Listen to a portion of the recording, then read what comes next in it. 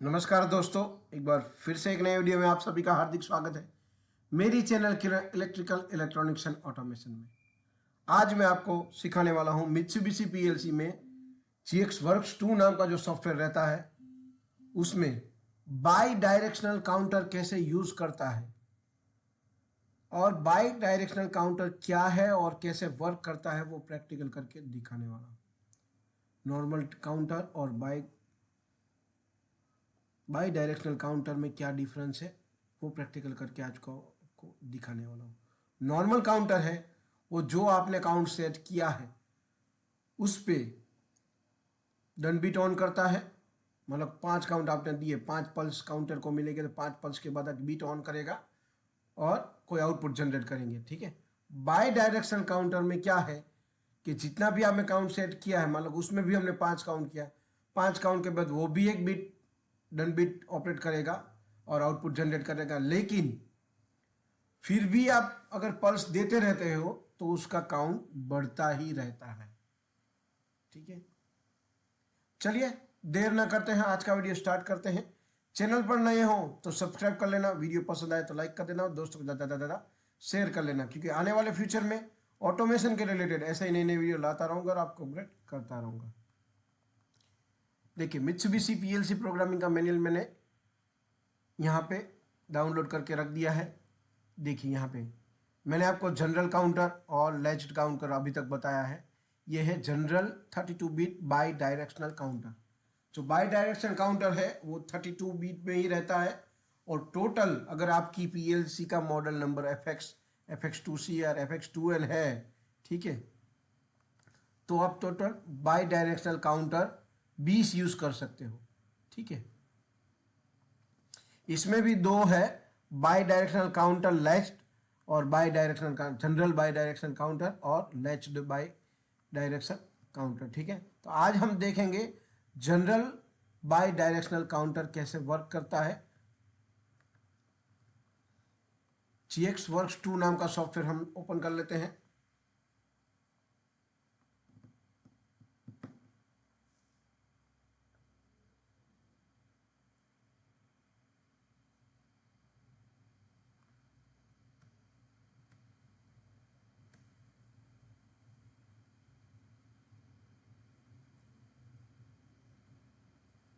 File में जाके new ले लिया है मैंने, LD X0C0K5। ठीक है, LDC0 ठीक है, ये जनरल काउंटर मैंने लिया। उसमें LDX1 RST C0 काउंटर को रिसेट करवाना ही पड़ेगा। अब LDX2, ठीक है, और मैनुअल में कौन सा काउंटर हमने C200 से लेके 219 तक है। ठीक है, मीन्स टोटल 20 काउंटर यूज कर सकते हो। तो हम लेते हैं C200, उसमें भी K5 लेते हैं। ठीक है, LDC200 उसका भी डन बिट है और उसका भी एक आउटपुट जनरेट करके हम, ठीक है, ये दोनों, इसको भी अगर आप रिसेट करना चाहते हो रिसेट कर सकते हो। पहले हमको करना राइट क्लिक, एडिट में जाके दोनों के बीच में जगह करनी पड़ेगी, इंसर्ट रो, वर्टिकल लाइन यहाँ पे लेनी पड़ेगी। ठीक है, और यहाँ पे हम कर ले सकते हैं RST C200। ठीक है, तो ये हम कमेंट भी लिख देते हैं इसमें। देखिए,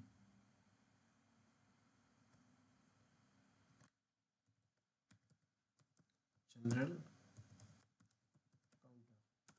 ठीक है, कमेंट शो करने के लिए व्यू में जाके कमेंट, ठीक है, और यहाँ पे आपको देखना है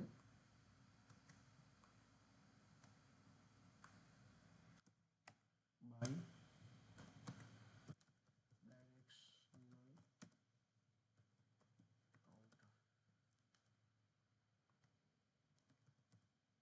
ये भी जनरल है,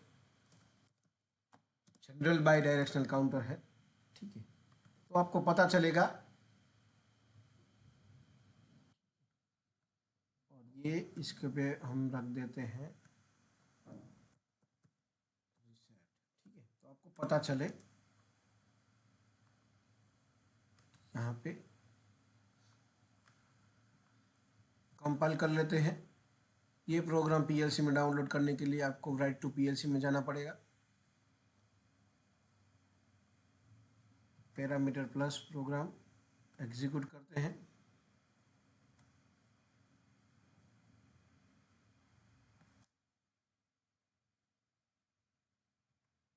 यस कर देना है, क्लोज कर देना है। इसे भी क्लोज करने के बाद ऑनलाइन पीएलसी में ऑनलाइन मोड देखिए यहाँ पे, तभी आपको ये ग्रीन वगैरह ब्लू मॉनिटरिंग मोड में आएंगे, तभी आपको यह पता चलेगा। देखिए यहाँ पे मैं X0 प्रेस करता हूँ, देखिए 1 2 3 4 5 6, ठीक है। अब जो 5 पे जितना भी आपने काउंट सेट किया वो डन बीट हो गया। सेट की K5 दिया था, 5 काउंट होने के बाद उसका डन बीट ऑन हुआ और उस पर हमने Y0 ऑन कर दिया। अब देखो कितना भी उसका इनपुट देने पर, पल्स देने पर वो कुछ आगे नहीं बढ़ रहा है, क्योंकि वो उसका डन बीट हो चुका है। लेकिन अब ध्यान देना आप यहाँ पे X1 पे, X2 पे सॉरी, मैं अभी आपको जनरल बाई डायरेक्शनल काउंटर समझाने की कोशिश कर रहा हूँ। देखिए जो 2 नंबर के इनपुट से है, देखिए 1 2 3 4 5, उसका भी हमने 5 काउंट सेट किया था, ठीक है। तो 5 काउंट होने के बाद वो भी डन बिट जनरेट करता है और उस पर भी एक Y0 आउटपुट ऑन रहता है।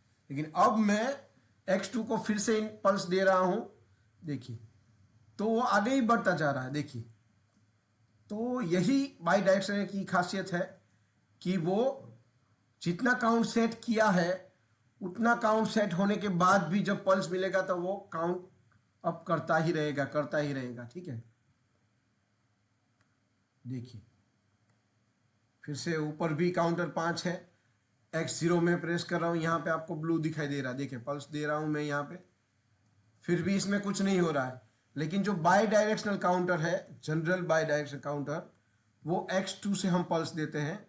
तो X2 देखिए मैं पल्स दे रहा हूँ तो यहाँ पे इंक्रीमेंट होता ही रहता है। तो बाई डायरेक्शनल का काम ही मेन यही है कि जितना काउंट आपने सेट किया है उतना काउंट सेट करने के बाद वो डन बिट जनरेट करेगा।